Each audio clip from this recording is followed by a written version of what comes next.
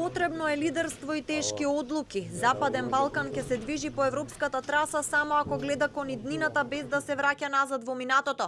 На оваа порака се согласија дел од лидерите во регионот, политичари и дипломати, кои на заедничка маса организирана од Делфи економски форум и Грчката бизнис асоциација дебатираа за просперитет во време на несигурност. Веќе не е прашање дали Западен Балкан ќе стане дел од Европската унија, туку кога ќе стане дел од Европската унија. Охрабруjem их.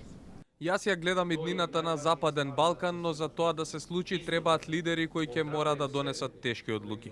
Ги охрабрувам сите во регионот да раскрстиме со политиката на минатото и да градиме иднина на доверба.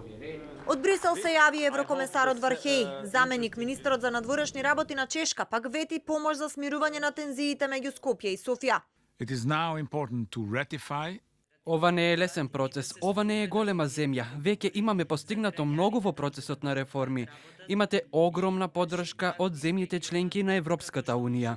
Дел од амбасадорите повикаа на обединетост на сите политички партии во Македонија затоа што велат двотретинското мнозинство не е потребно само за промена на уставот, туку и за многу други реформи на патот кон ЕУ. Recognizing the need to accelerate that process. Европската унија работи напорно да му помогне на Западен Балкан за да може да се исполни ветувањето, регионот да влезе во ЕУ.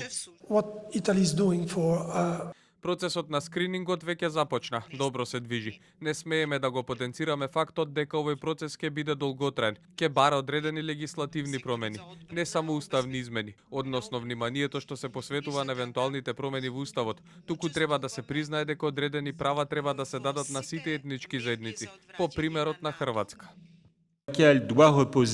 Знаеме дека во земјата постои фаза на сомнеш, но доколку објективно гледаме на работите, Европската унија никогаш не направила толку многу за овој регион, како што прави во моментов.